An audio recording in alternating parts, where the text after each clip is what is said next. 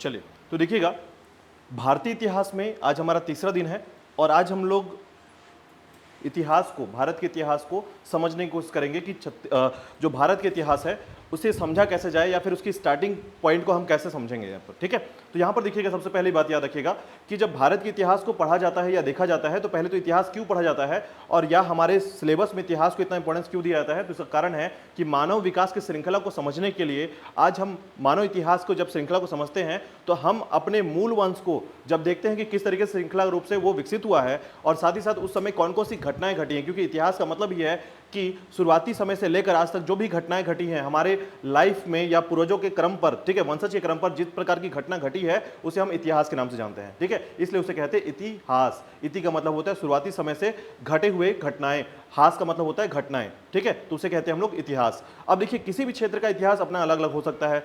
स्थायी रूप से अगर हम देखें तो हम ये कह सकते हैं हमारे घर का इतिहास अलग होता है, हमारे समाज का इतिहास हो सकता है। ठीक है, कभी कभी आपने देखा होगा कुछ लोग अपने कास्टिज्म को लेकर अपना एक इतिहास रच देते हैं। ठीक है, उसी प्रकार किसी ग्रामीण क्षेत्र का इतिहास, किसी राज्य का इतिहास, किसी देश का इतिहास और इवन पूरे विश्व का इतिहास भी देखा जाता है इसमें। ठीक है, तो जहां पर जो इंपॉर्टेंट होता है एक समय में घटने वाली जो घटनाएं हैं उनको हम एक श्रृंखलाबद्ध रूप से जब व्यवस्थित लिखते हैं तो वो बनता है हमारा इतिहास सब्जेक्ट। ठीक है, तो समझिएगा कि इतिहास को पढ़ने के लिए आज की डेट पे हमें क्या चाहिए। तो हम ये कह पाते हैं कि इतिहास अगर हमें पढ़ना है तो इतिहास को हम कैसे पढ़ सकते हैं। तो इसका मतलब ये है कि अगर हमारे पास टाइम ट्रेवल मशीन होना चाहिए, है ना, टाइम ट्रेवल मशीन होना चाहिए, देन हम पीछे जाके इतिहास को देख सकें।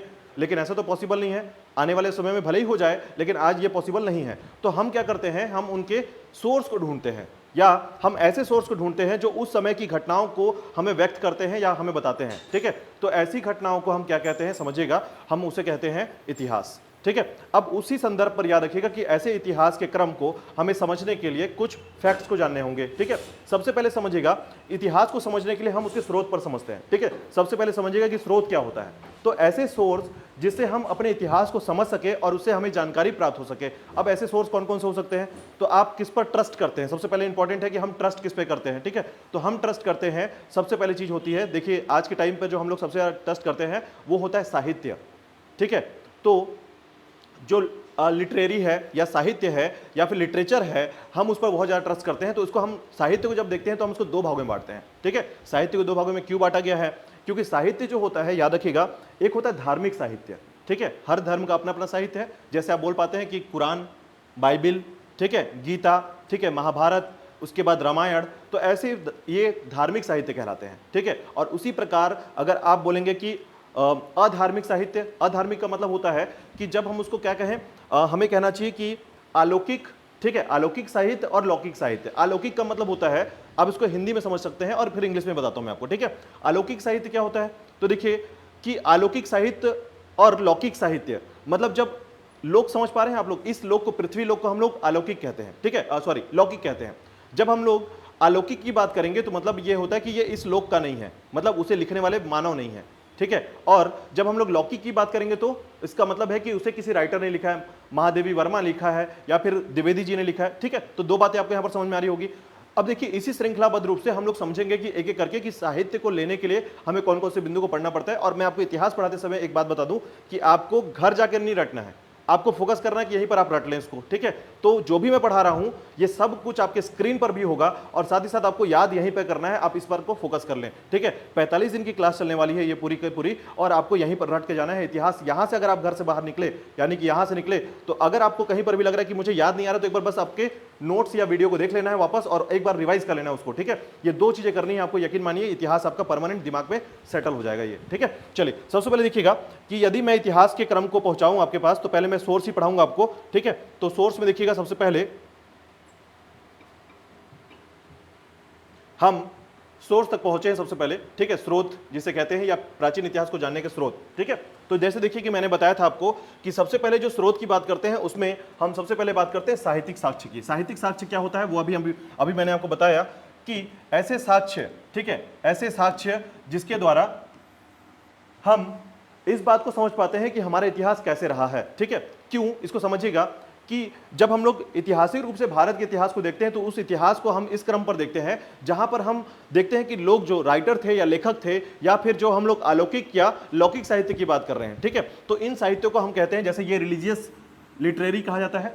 ठीक है, रिलीजियस लिटरेरी कहा जाता है। ठीक है, अब उसी के साथ देखिएगा ये लौकिक साहित्य क्या होता है, तो लौकिक साहित्य को हम कहते हैं कि जो हमारा इसी लोक का, यानी कि जो किसने लिखा है, मानव ने लिखा है। ठीक है, तो इस प्रकार के जो लौकिक साहित्य होते हैं जनरली हम लोग जब इसको हम लोग देखिएगा जनरली इसको क्या कहते हैं, फिक्शंस भी कहते हैं। ठीक है, मतलब कल्पित कह सकते हैं हम लोग इसको, जैसे हमारा एक शब्द होता है गल्प ग्रंथ। ठीक है, तो यहां पर समझिएगा कि जो साहित्यिक साक्ष्य है इसे दो भागों में बांटा गया है। ठीक है, यानी जिस ग्रंथ को हम दो भागों में बांट सकते हैं, या जिसे हम लोग देखते हैं कि जहां पर आज हमारे पास वस्तुतः कुछ ऐसे पुस्तकें निर्धारित रूप से प्राप्त हो रही है, उसे हम साहित्य कहते हैं। ठीक है, अब इसमें क्या जानकारी मिलता है, इसमें हमारे पूर्वजों से दिया हुआ सारी संबंधित जानकारी हमको मिलती है। जैसे अब देखिए साहित्य का मतलब सिर्फ आप ये नहीं सोचेंगे कि प्रकृति, पहाड़, पर्वत के ही सिर्फ हमको जानकारी मिले, हमें जानकारी मिलती है। जैसे आप देखेंगे तो फॉर एग्जाम्पल देखिएगा चाणक्य का अर्थशास्त्र, तो चाणक्य के अर्थशास्त्र में क्या मिलता है पूरी जानकारी में, तो पूरी जानकारी में ये मिलता है कि मौर्य वंश में जो पूरी घटना थी, मौर्य वंश की जो पूरी की पूरी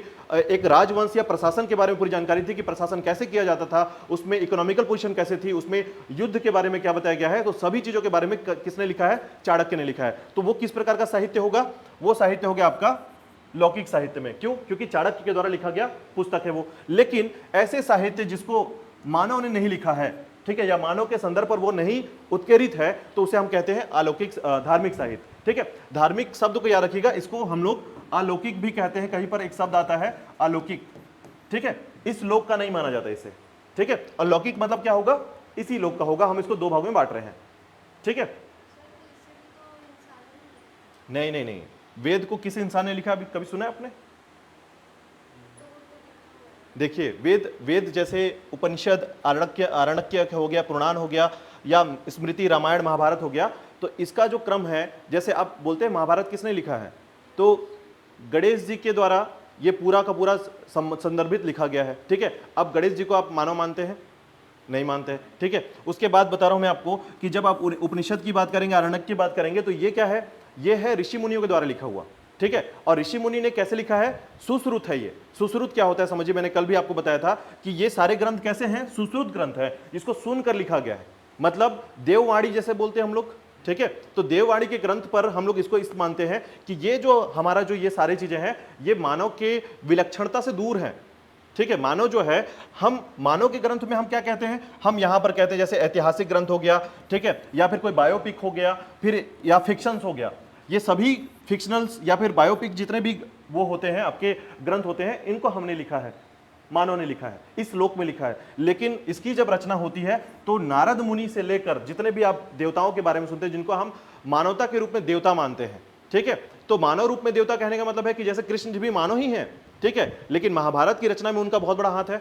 ठीक है, तो हम ऐसे समझ पाते हैं कि गीता उपदेश कृष्ण जी ने दिया, लेकिन इस लोक में आके दिया है, और इस लोक में हम जब उनके बारे में पढ़ते हैं तो वो हम देवता स्वरूप मानते हैं, उनको भगवान स्वरूप मानते हैं। ठीक है, लेकिन है तो मानव के रूप में। ठीक है, तो हमने उनको दो अलग अलग चीज में बांटा है कि ऐसे लोग जिन्होंने देवता, या फिर हम ये बोल सकते हैं यहां पर कि जो मानव के द्वारा रचित नहीं है, यहां पर मानव के द्वारा रचित नहीं है, इसको मानव के द्वारा रचित नहीं माना जाता है।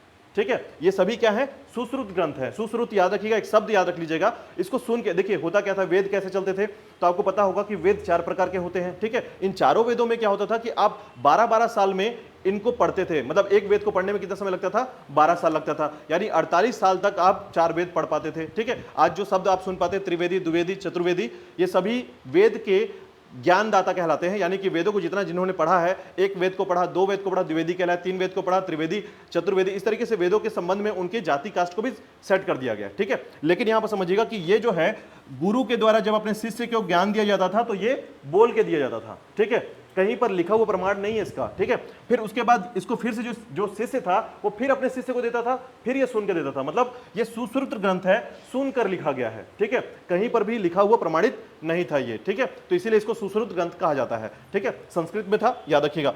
तो हम यहां पर समझ पाते हैं कि साहित्य जो है इसको 2 भागों में बांटा गया है, धार्मिक और लौकिक। धार्मिक का मतलब है अलौकिक, और यहां पर है आपका लौकिक। और एक बात और याद रखिएगा, ये धार्मिक इसलिए माना जाता है क्योंकि ये धर्म से बहुत ज्यादा स्थापत्य जोड़ा हुआ है। ठीक है, इसलिए इसको धार्मिक मान के चलेगा। आप मानव अमानव के मतलब दो प्रतिद्वंदी में मत चलिए इसको, ठीक है। आप यहां पर ये मानिएगा कि ये जो है धार्मिक साहित्य है, धर्म से है, और याद रखिएगा जब आप कसम खाते हैं तो गीता के ऊपर हाथ रख के कसम खाते हैं, ठीक है। तो क्यों? क्योंकि हम लोग अधिक प्रमाणित मानते हैं इनको, ठीक है। तो सबसे ज्यादा प्रमाणित मानने के कारण जो है यहां पर आपका धार्मिक साहित्य कहलाता है ये, ठीक है। और लौकिक साहित्य क्या है? लौकिक साहित्य याद रखिएगा ऐतिहासिक ग्रंथ, ठीक है, हिस्टोरिकल जो हमारे, जैसे कि आप मेगास्थनीज का इंडिका पढ़ लिए, ठीक है। तो ऐसे ग्रंथ जो कि इंसानों ने लिखा है और इतिहास में बहुत पहले लिखा है, वो ऐतिहासिक ग्रंथ कहलाते हैं। और बहुत इंपॉर्टेंट, जैसे कि ज्योग्राफी के लिए आप देखेंगे तो ज्योग्राफी के लिए भी आपको राइटर मिलेंगे आपको, ठीक है। हेरोडोटस इतिहास के जन्मदाता कहलाते हैं, इतिहास के जनक कहलाते हैं, हेरोडोटस कहलाते हैं, ठीक है। तो ऐसे बहुत सारे शब्द मिलेंगे जो ऐतिहासिक ग्रंथ है। फिर उसके बाद आप जीवनी, ठीक है, तो जो बायोपिक है, ठीक है, जो बायोपिक है, तो इसके संबंध में भी इसको हम क्या कहते हैं? इसको कहते हैं हम लोग लौकिक साहित्य। और जो गल्प साहित्य होता है, अच्छा गल्प साहित्य क्या होता है इसको याद रखिएगा, इसे कल्पित साहित्य भी कहा जाता है, कल्पना में लिखा गया साहित्य, ठीक है। अब कल्पना में हमारे आधे लेखक कल्पना में ही लिखते हैं, क्योंकि आपने सुना होगा कि जहां ना पहुंच पाए रवि वहां पहुंचे कवि, ठीक है। इसका कारण यही है क्योंकि जो कवि होते हैं उनकी कल्पना बहुत तेज होती है और उन्हीं के द्वारा लिखा जाता है आपका गल्प साहित्य, इसको फिक्शन कहा जाता है, ठीक है, फिक्शनल आपके लिटरेचर कहा जाता है, ठीक है। तो याद रखिएगा।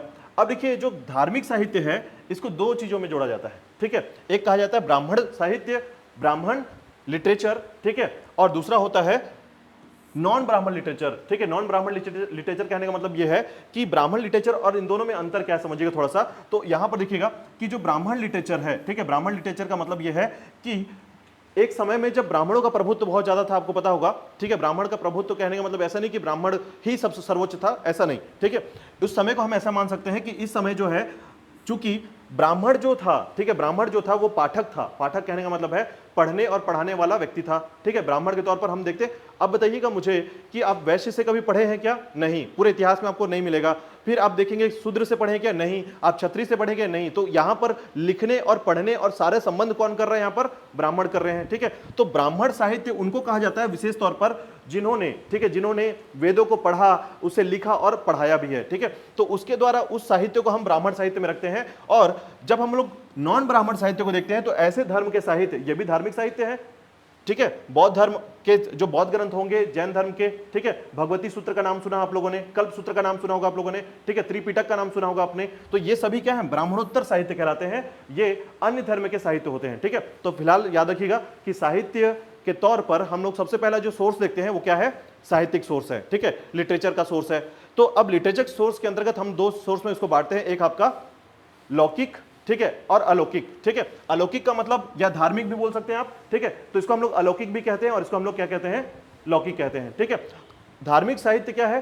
जो धर्म से जुड़ा हुआ है, पूरी तरीके से रिलीजियस से जुड़ा हुआ है, और इसका संबंध जो है मानव से ऊपर होता है। याद रखिएगा, मानव से ऊपर इसलिए रखा जाता है क्योंकि मानव जो है, देखिए अब मैं आपको एक बात बताता हूं कि जैसे हम लोग भारत को चलाने के लिए कॉन्स्टिट्यूशन को देखते हैं, भारत को चलाने के लिए कॉन्स्टिट्यूशन देखते हैं, इंडियन कॉन्स्टिट्यूशन को समझते हैं, ठीक है। तो इंडियन कॉन्स्टिट्यूशन क्या है? एक पॉलिसी है कि भारत में रहने वाले जितने नागरिक हैं उनके लिए एक पॉलिसी लिखी गई है कि लोग जो है वो कैसे रहेंगे, एक दूसरे को नुकसान नहीं पहुंचा सकते, उनका क्राइटेरिया क्या है, इस तरीके से। तो पृथ्वी पर, ठीक है, पृथ्वी पर इस प्रकार के पॉलिसी को जनरेट करने के लिए हमारे पास भी एक पॉलिसी या फिर उस तरीके का किताब है, वो है आपका वेद, उपनिषद, अरण्यक, पुराण, स्मृति, रामायण, महाभारत, ठीक है। तो पूरे पृथ्वी पर, हालांकि इसको हर कोई मानेगा ऐसा जरूरी नहीं है, अधिकतर कौन मानता है इसको?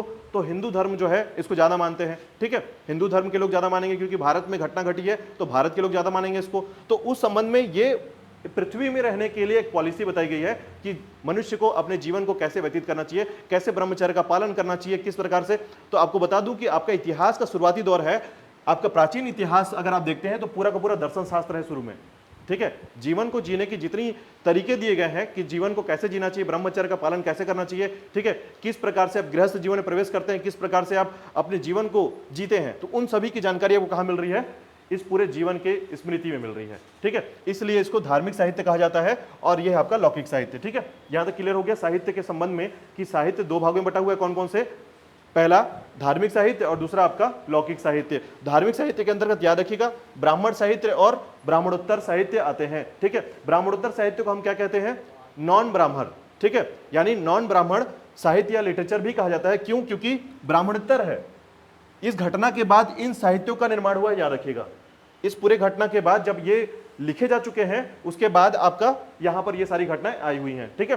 अब इसके बाद देखिएगा लौकिक साहित्य की बात करेंगे तो ऐतिहासिक ग्रंथ, बिल्कुल जानकारी है ऐतिहासिक ग्रंथ, जैसे हमारे जो पुराने इतिहास के राइटर रहे हैं उनके द्वारा लिखे गए जितने पुस्तक हैं उनको हम क्या कहते हैं, ऐतिहासिक ग्रंथ कहते हैं। जीवनी ग्रंथ, अपने जीवन के बारे में लिखा गया, ठीक है, अपने जीवन के बारे में लिखा गया जितना भी ग्रंथ है उसको हम क्या कहेंगे, जीवनी ग्रंथ कहेंगे। और गल्प साहित्य क्या है, कल्पित ग्रंथ कहलाता है, फिक्शन कहलाता है, इसे हम कहते हैं कल्पना के द्वारा लिखा गया ग्रंथ या पुस्तक। ठीक है, क्लियर है यहां तक? चलिए, कोई डाउट है इसमें, कोई क्वेश्चन है इसमें आप लोग का?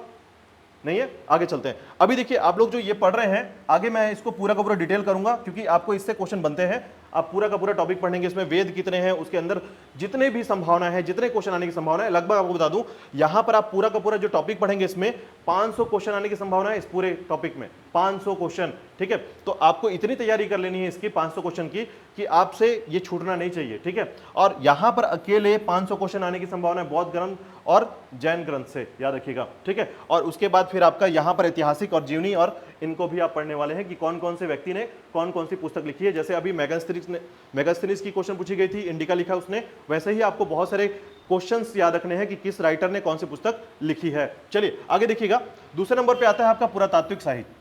ठीक है, पुरातात्विक मतलब होता है आर्कियोलॉजिस्ट एविडेंस। ठीक है, तो पुरातात्विक साक्ष्य जो होता है यहां पर समझिएगा कि उस समय की जो घटना, ठीक है, जो मॉन्यूमेंट्स हैं, जो स्थापत्य है, ठीक है, मॉन्यूमेंट्स मतलब क्या होता है, स्थापत्य, आप स्मारक समझते होंगे। ठीक है, कहीं पर मंदिर का निर्माण हुआ, कहीं पर मस्जिद का निर्माण हुआ, कहीं पर किसी अन्य प्रकार के स्मारक जो भवन हैं, या फिर किसी प्रकार के पत्थर हैं, किसी प्रकार के ऐसे स्मृतियां हैं जो कि पुरातात्विक साक्ष्य के अंतर्गत रखे जाते हैं, इन सभी को हम क्या कहते हैं, पुरातात्विक साक्ष्य कहते हैं। ठीक है, यानी पुराने समय से, अगर पुराने समय से देखें कोई वस्तु 1000 साल पुराना है, 500 साल पुराना है, या फिर 2000 साल पुराना है, तो उसे हम क्या कहते हैं, पुरातात्विक साक्ष्य कहते हैं, आर्कियोलॉजिस्ट एविडेंस कहते हैं। ठीक है, अब देखिएगा इसके अंतर्गत, देखिएगा कि इसके अंतर्गत क्या क्या चीजें आ जाती हैं। तो इसके अंतर्गत आप सबसे पहले देखेंगे, अच्छा विदेशी यात्रा पहले आया हुआ है, लेकिन आप यहां पर थोड़ा सा पुरातात्विक साक्ष्य को देखेंगे।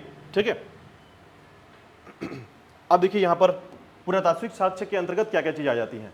ठीक है, तो ये 4 चीजें याद रखिएगा। सबसे पहले है अभिलेख। अभिलेख क्या होता है, अभिलेख किसे कहते हैं, तो आपको जानकारी होगा कि अभिलेख के क्रम पर, ठीक है, अभिलेख क्या होता है, तो अभिलेख देखिए क्या होता है, एक होता है आपका ताम्रपत्र अभिलेख। ठीक है, एक होता है आपका शिलालेख, एक होता है आपका स्तंभलेख।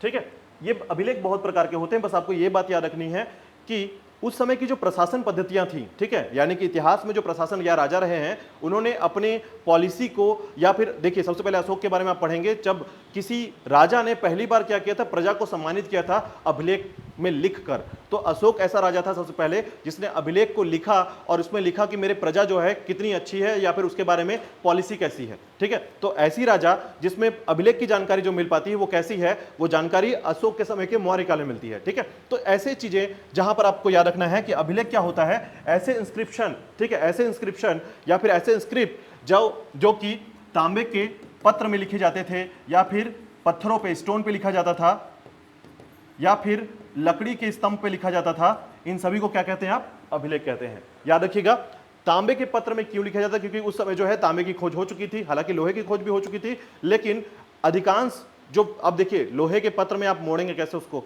तांबे के पत्र में क्या होता था, आप उसको, वो जो कॉपर सिल्ट होता था उसे मोड़कर आप पतले पट्टियों में यूज किए जाते थे, और उसमें लिखना आसान था, क्योंकि उसमें आप जब लिखते थे तो उसके लिखने की जो संभावना थी, जो लिखा जाता था उसमें जो स्याही का प्रयोग किया जाता था वो बिल्कुल तांबे के पत्र में लिखने योग्य थे। ठीक है, तो तांबे के पत्र में आपको दिखेगा, ताम्रपत्र कहा जाता था इसको। ठीक है, शिलालेख जो है, तो ये जो इंस्क्रिप्शन है वो स्टोन में बने होते थे, इसको खोद कर लिखा जाता था। ठीक है, आपने देखा होगा, छेनी का नाम सुना होगा आप, छेनी से खोद खोद कर लिखा जाता था। आज भी आप देखेंगे तो जो रोड माइल्स होते हैं, पत्थरों को किनारे किनारे लिखा जाता है, वो भी एक शिलालेख ही है एक तरीके से। ठीक है, बताया जाता है कि इतनी दूरी पे बिलासपुर है, 50 किलोमीटर पे बिलासपुर है, वो शिलालेख ही है एक्चुअल में। ठीक है, अब स्तंभ लेख क्या होता है, तालाबों में आपने देखा होगा, तालाबों के बीचों बीच जो है लकड़ी को गाड़ दिया जाता था एक बड़ा स्तंभ के तरीके से। ठीक है, वो कहलाता था स्तंभ लेख। तो लकड़ियों का बना हुआ स्तंभ लेख या लोहे का बना हुआ स्तंभ लेख, इस प्रकार से अलग अलग स्तंभ लेख मिलेंगे आपको। ठीक है, और दूसरी बात आपको याद होगा, स्तंभ लेख के तौर पर कुतुब मीनार के पास एक लोहे का स्तंभ लेख आज भी बिना किसी जंग लगे हुए आज तक रखा हुआ है। सोचिए कुतुब मीनार के समय का स्तंभ लेख अभी तक है,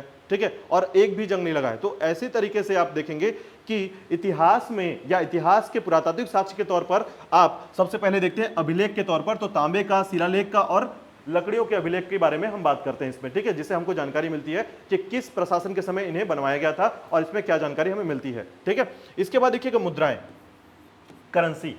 तो जितने राजा हुए हैं, जनरली आप प्राचीन भारत के इतिहास को पढ़ेंगे तो सबसे पहले मुद्रा का प्रचलन नहीं था, आपको जानकारी होगा, ठीक है। मुद्रा का प्रचलन क्यों नहीं था? क्योंकि उस समय जो है किस सिस्टम पे चलता था? विनिमय सिस्टम पे चलता था। बाट सिस्टम पर हम क्या करते थे?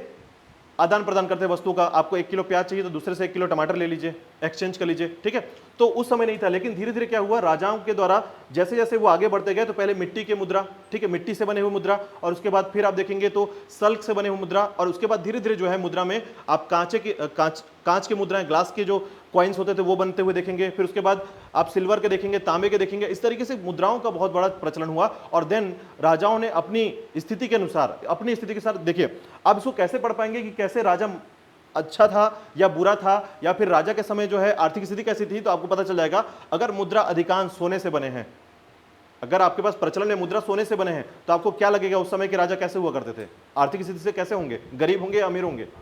अमीर होंगे, बिल्कुल। यही तरीका है इतिहास को जानने का, कि इतिहास को जानने के लिए हम इन्हीं सारी चीजों को, स्रोत को प्रयोग में लाते हैं, ठीक है। तो यहां पर याद रखिएगा, मुद्राओं के द्वारा हम उस प्रशासन की आर्थिक स्थिति का महत्ता को देख सकते हैं, उससे हमको जानकारी मिल पाती है कि कैसे मुद्रा जो है वो आर्थिक स्थिति में मजबूत था। अब देखिए कहीं पर आपको मिलेगा कि सिल्वर के कॉइन आ गए या फिर तांबे के कॉइन आ गए। अभी कुछ आप राजाओं के बारे में पढ़ेंगे जहां पर कुछ राजा जो थे उनको बेवकूफ राजा कहा जाता था। होता क्या था, उन्होंने क्या किया था कि सिल्वर के कॉइन बनाए थे, ठीक है, सिल्वर के कॉइन बनाए। अब सिल्वर के कॉइन जब बनाए तो लोगों ने क्या किया, उस कॉइन के बदले, ठीक है, उस कॉइन के बदले उस कॉइन को पिघलाया और घर में रख लिया, ठीक है। यानी सोचिए चांदी को घर में पिघला पिघला कर घर में रख लेते थे। और मतलब, और आपको ऐसी चीजें मिलेंगी जहां पर हम रुपए का जो वैल्यू देखेंगे या मुद्रा का वैल्यू देखेंगे, तो उसमें होता यह था कि कुछ राजाओं ने ऐसा किया कि तांबे के मुद्रे बनवा दिए, ठीक है, तांबे के, कॉपर के मुद्रा बनाए। अब तांबे की मुद्रा क्या होती थी, घर पे बनती थी, तो लोग क्या करते थे, घर पे मुद्रा बना दिए और मार्केट में लेके चले गए। जैसे नकली नोट आज घर पे बन रही है मान लीजिए, तो मार्केट में चला लिए, वैसे ही उस समय भी क्या होता था कि राजाओं की थोड़ी सी बेवकूफी के कारण वो समाज या प्रजा जो है बहुत ज्यादा या तो नुकसानदायक हो जाती थी या बहुत अच्छा हो जाती थी, ठीक है। ये ऐसे थे राजाओं के मुद्राओं का क्रम, यानी मुद्रा सूची कितना बड़ा हेर फेर कर सकता है राजाओं की प्रशासन प्रणाली में, ठीक है। और कुछ लोगों ने क्या किया, कुछ लोगों ने ये किया था कि अपना मुद्रा का पूरा भंडार खाली करा दिया था, ठीक है। एक समय आ गया था कि जब कंगाली की हालत में राजा पहुंच चुके हैं। तो ऐसे बहुत सारे राजाओं के बारे में पढ़ेंगे जो मुद्रा के कारण जो है कैसी स्थिति में पहुंच चुके हैं और कैसी स्थिति से कहां से उठकर कहां पहुंच चुके हैं। तो ऐसी चीजों में आपको जानने को मिलेगा, कहां पर, मुद्राओं के क्रम पर, ठीक है। इन्हें कहा जाता है करेंसी, ठीक है। अब इसमें 2-3 चीजें आती है, जैसे कॉइन, सिक्के, ठीक है। मुद्राओं में, करेंसी में कॉइन ही है, क्योंकि बेसिकली उन्होंने क्या छपवाया था, अधिकतर कॉइन छपवाया था। तो यहां पर आपको यह जानकारी मिलेगी कि इस कॉइन में किसका चित्र है। कभी कभी देखेंगे आप कि गरुड़ जैसे मुद्रा जो है गोल आकृति का है, या फिर आप बोलेंगे इस आकृति का है, ठीक है, या फिर आप बोलेंगे कुछ इस तरीके का आकृति का है। मुद्राओं की आकृति के अनुसार भी आप यहां पर यह पढ़ने को मिलेगा कि किस राजा का मुद्रा किस आकृति का था, और किस में हाथी था, किस में महिला का फोटो है, किस में गरुड़ है। इस तरीके के मुद्राओं में कुछ चिन्ह मिलेंगे आपको, ठीक है। इससे यह पता चलेगा कि वो उस समय के जो प्रशासन है वो किस धर्म को मानती थी, ठीक है। अधिकांश देखिएगा मुद्राओं से भी आपको धर्म का, उपासक के क्रम से आपको जानकारी मिलेगी। जैसे कभी कभी आपको जानकारी मिलेगी कि इस मुद्रा में नंदी का फोटो मिलेगा आपको, तो वो मतलब शैव उपासक वाले प्रशासन में थे, ठीक है। और वहीं गरुड़ का फोटो मिल रहा है तो आप क्या बोलेंगे, वैष्णव उपासक में थे। वहीं पर आपको जब किसी महिला का मिलेगा तो शक्ति के उपासक में थे। ऐसे करके आपको प्रशासन के साथ साथ धर्म की जानकारी भी इसमें मिलती है, यानी इतिहास के स्रोत कैसे क्रमिक रूप से जुड़ जाते हैं इसमें, ठीक है। अब देखिए इसके बाद आता है स्मारक भवन, मॉन्यूमेंट्स, ठीक है। तो स्मारक भवन जो बेसिकली क्या होते हैं, स्मारक भवन तो आप देखेंगे आज के समय में मुगल साम्राज्य के समय बनाया गया जितना मॉन्यूमेंट्स है, ताजमहल की बात कर लेते हैं आप, कुतुब मीनार की बात कर लेते हैं आप, ठीक है, जितने भी हैं, लाल किले की बात कर लेते हैं, ठीक है।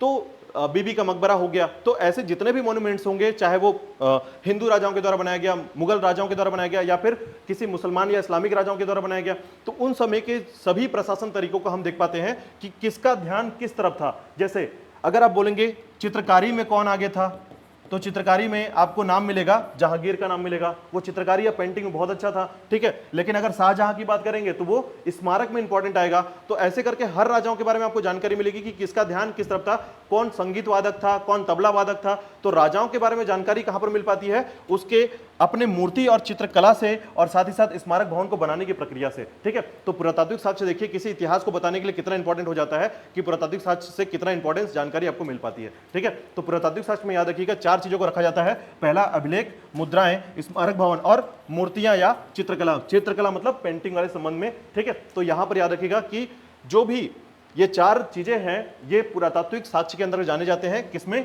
पुरातात्विक साक्ष्य में, ठीक है। 4 चीजें याद रखिएगा। साहित्यिक में आपको याद होगा कि साहित्यिक में हमने 2 चीजों को रखा है, ठीक है, अलौकिक और लौकिक साहित्य। लौकिक साहित्य का मतलब हो गया आपका, याद रखिएगा, लौकिक साहित्य को फिर से 2 भागों में बांटा गया है, ब्राह्मण और ब्राह्मणोत्तर, ठीक है। यानी कि ब्राह्मण वाला जो साहित्य या ब्राह्मण साहित्य कहा जाता है, लिटरेचर कहा जाता है, और नॉन ब्राह्मण साहित्य भी कहा जाता है। तो ब्राह्मण साहित्य के अंतर्गत आपका वेद पुराण। कभी कभी एक बात बता दूं आपको मैं, सबसे बेसिक क्वेश्चन उसका पूछा गया है कि निम्न में से कौन सा साहित्य ब्राह्मण साहित्य है। अब बता दीजिए, इतना सरल क्वेश्चन आपसे नहीं बनेगा। लेकिन अगर आप नहीं पढ़े हैं तो ढूंढ नहीं पाएंगे कि ब्राह्मण साहित्य किसे कहते हैं, ठीक है। तो याद रखिएगा इसमें ऐसा क्वेश्चन आता है कि निम्न में से कौन सा ब्राह्मण साहित्य नहीं है, तो वहां पर पूछा जाएगा आपको क्या क्या। तो देखिए आपके सामने रखा जाएगा कि स्मृति, पुराण, वेद और कल्पसूत्र। ये याद रखिएगा। अगर ऐसे क्वेश्चन, जैन धर्म और बौद्ध धर्म नहीं लिखा जाएगा इसमें, ठीक है। इसमें लिखा जाएगा कि जैन धर्म में जो बना है, कल्पसूत्र बना है आपका, भगवती सूत्र बना है आपका, त्रिपिटक बने हैं आपके, उनका नाम आपको याद रखना पड़ेगा। तो ऐसे क्वेश्चंस बनेंगे आपके इतिहास के सबसे सरल क्वेश्चन में, ऐसे क्वेश्चन को जाना जाता है, ठीक है, जिनको पढ़ने के बाद ही आपका आंसर तुरंत के तुरंत हो जाना चाहिए, ठीक है। कॉन्सेप्ट क्वेश्चन बताने का तरीका मेरा आपको इसलिए है क्योंकि आप जब पढ़ते हैं तो आपको इससे किस तरह के इससे क्वेश्चन आते हैं ये नहीं पता होता है, ठीक है। और जब आप आगे 4 दिन 5 दिन आगे बढ़ जाएंगे, जब आपसे पूछा जाएगा तो आपसे नहीं बनने वाला ये। लेकिन अब आपसे पूछा जाएगा तो आपसे बनेगा कि ब्राह्मण साहित्य या ब्राह्मण साहित्य के अंतर्गत कौन कौन से ग्रंथ आते हैं या नहीं आते हैं, ये दोनों चीज आपसे क्लियर हो जाएंगी, ठीक है। तो आपके सामने जो लिखा गया है कि कौन कौन से ब्राह्मण साहित्य हैं, ठीक है, तो ये नाम आपको याद रखना पड़ेगा कि ब्राह्मण साहित्य के अंतर्गत आपके वेद, उपनिषद, आरण्यक, पुराण, स्मृति, रामायण, महाभारत, ठीक है, ये सभी आते हैं। तो अभी आप जैसे आगे पढ़ेंगे इसमें कि उपनिषद क्या होता है, अरण्यक क्या होता है, पुराण क्या होता है, स्मृति क्या होती है, बाकी रामायण महाभारत तो आप जानते ही हैं, ठीक है। तो इनकी संख्या भी कभी कभी पूछ जाती है कि पुराणों की संख्या कितनी है, उपनिषद की संख्या कितनी है, ठीक है। ये सब संख्या आपको नंबर याद रखने हैं कि पुराणों की संख्या 18 है, उपनिषद 108 है, ठीक है। स्मृति क्या होती है, या कभी कभी पूछा जाता है, क्वेश्चन आता है, याद रखिएगा कि जंगल में एकांतवास में लिखा गया ग्रंथ कौन सा है, ठीक है, जंगल के एकांतवास में लिखा गया ग्रंथ कौन सा है। तो याद रखिएगा अरण्यक वो ग्रंथ है जो जंगल में लिखा गया है, ठीक है। तो ऐसे परिभाषा को क्वेश्चन बना के बहुत सरल तरीके से दर्शन शास्त्र से जोड़कर इतिहास से क्वेश्चन पूछा जाता है, ठीक है। तो क्वेश्चन का तरीका आपको क्लियर हो गया होगा, क्वेश्चन कैसे पूछे जाएंगे तो याद रखिएगा। चलिए वापस आते हैं, यहां तक कोई डाउट है? फास्ट तो नहीं हो रहा है, चीजें समझ में आ रही है, ठीक है। चलिए देखिएगा, इसके बाद बात करते हैं हम लोग वापस पुरातात्विक साक्ष्य के अंतर्गत। अब हम लोग आते हैं थोड़ा सा विदेशी, ठीक है। तो विदेशी देखिएगा, यहां पर एक पॉइंट हमारा जो है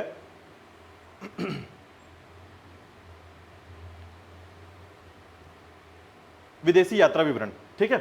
अब देखिए तीसरे नंबर पर आता है विदेशी यात्रा विवरण, इसको बोलते हैं हम लोग फॉरेन ट्रेवलर, ठीक है। फॉरेन ट्रेवलर क्या होता है समझिए। तो जब देखिएगा यूनानी आक्रमण हुआ, अरबी आक्रमण हुआ, ठीक है, ईरानी आक्रमण हुआ जब हमारे यहाँ भारत में, तो भारत में जो प्रशासक आए और हमारे यहाँ से कुछ क्षेत्र उन्होंने जीता, ठीक है। आप आज देख पाते हैं 2-3 क्षेत्र का नाम बताता हूं मैं आपको। आप देखिएगा अफगानिस्तान, ईरान, ये किसका क्षेत्र है? ये हमारा क्षेत्र है, भारत का ही हिस्सा है, लेकिन वर्तमान में एक नया देश बन चुका है, ठीक है। इसका कारण क्या है? इसका कारण है कि हमने या हमारे पुराने जो राजा मूल वंश थे यहाँ पर, उन्होंने इस क्षेत्र को हारा और ईरान में ईरानी लोग का आक्रमण हुआ, ठीक है। आपको पता होगा कि आज पूरे विश्व में पारसियों का, पारसी तो सभी जानते हैं, पारसी जो आपका एक आपका रिलीजियस है पारसी, ठीक है। तो पारसियों में जैसे बोमन ईरानी का नाम आप लोग जानते हैं, ईरानी शब्द जुड़ता है, अधिकांश देखेंगे आप ईरानी शब्द आपको जनरली आपको दिखेगा, पारसियों में ईरानी शब्द मिलेगा। वो बेसिकली कहाँ से थे? ईरान से थे। लेकिन आज वहां पर कोई भी ईरानी या फिर पारसी नहीं है। वो कहाँ है? आज पूरे विश्व में आप पारसी को ढूंढेंगे, वो कहाँ मिलेंगे आपको? भारत में मिलेंगे, क्योंकि भारत में ही एक ऐसा देश है जहां पर अनेक प्रकार के धर्म पाए जाते हैं, ठीक है। और हमारे यहाँ जो है सभी धर्मों का रक्षण किया जाता है। तो याद रखिएगा पूरे विश्व में पारसियों को आप कहीं नहीं देखेंगे। जैसे जमशेद टाटा का नाम सुना होगा आप लोगों ने, ठीक है। टाटा फैमिली पूरी अभी आप देख रहे होंगे, जो पूरे ट्रक और ये सभी कौन है? पारसी हैं। और इन्होंने, आप देखेंगे कि पूरे विश्व में और कहीं नहीं दिखेंगे ये। एक्चुअल में इनका घर कहां था या पूरा मूल वंश कहां था? ईरान के क्षेत्र में था। ठीक है, तो ईरान के क्षेत्र से अब ये कहां पर है? तो आपको भारत में नजर आएंगे, ईरान में नजर नहीं आएंगे। ठीक है, तो अब समझिएगा कि कारण क्या था। कारण यह था कि यहां पर बाहरी जो आक्रांता हुए या बाहरी आक्रमण जो हुआ, तो उनके साथ कुछ व्यक्ति आए। ठीक है, ऐसे व्यक्ति जो ज्ञाता थे साहित्य के, ऐसे व्यक्ति जो एक समझिए कि उन्होंने लड़ाई करने का मतलब एक मूल वंश नहीं लेकर रखा हुआ था। ठीक है, जैसे राजाओं के साथ दरबारी कवि हुआ करते थे, वैसे ही बाहरी राजाओं के साथ भी उनके कवि हुआ करते थे, और वो एक तरीके से राइटर या लेखक भी थे। तो उन्होंने क्या किया, अपने क्षेत्र के विशेष तौर पर जहां जहां वो जीतते थे, जिस क्षेत्र को जीतते थे, तो भारत को भी जीता उन्होंने। तो भारत के संबंध में उन्होंने कुछ विषय में अपने बारे में, अपने तथ्यों के बारे में लिखा, किताबों में लिखा, पुस्तकों में लिखा। उसे कहा जाता है विदेशी यात्रा विवरण। ठीक है, तो आपको कुछ विदेशी यात्राओं द्वारा किए गए व्यक्तियों का नाम याद रखना है, और उन्होंने कौन सी पुस्तक लिखी है वो याद रखना है, और अभी तुरंत याद करने की कोशिश करनी है। ठीक है, सबसे पहले देखिएगा यहां पर 3 लोग का नाम आता है।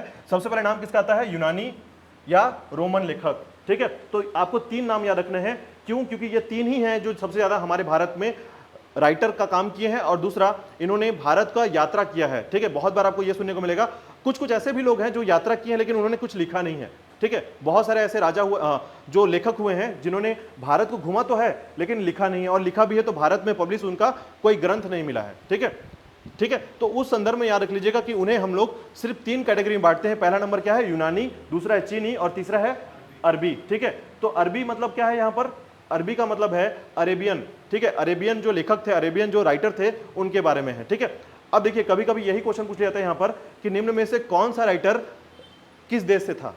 ठीक है, तो ये 3 पहला क्वेश्चन आपका यही बनता है कि आपको 3 देश का नाम याद रखना है जहां से हम लोग के राइटर देखने को मिलते हैं या फिर हमारे पास उसकी ग्रंथ मिलती है। तो पहले नंबर पे है यूनानी, इसको रोमन भी कहते हैं, याद रखिएगा। दूसरे नंबर पे क्या है? चाइना से। ठीक है, और तीसरा नंबर है आपका अरबी।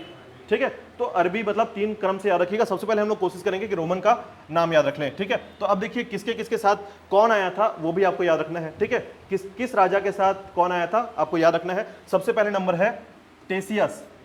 ठीक है, टेसियस, तो टेसियस कहां से था? ईरान से था। ठीक है, टेसियस ईरान से। हेरोडोटस, अभी मैंने नाम बताया था आपको, हेरोडोटस क्या कहलाता है?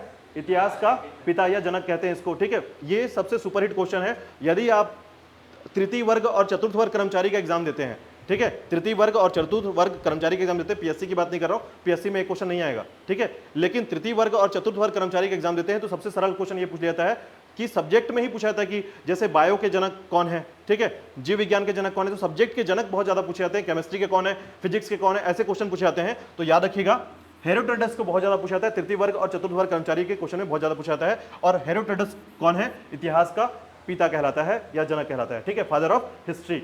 चलिए आगे देखिएगा, सिकंदर के साथ आने वाले विद्वान का नाम याद रखिएगा, निर्याकस।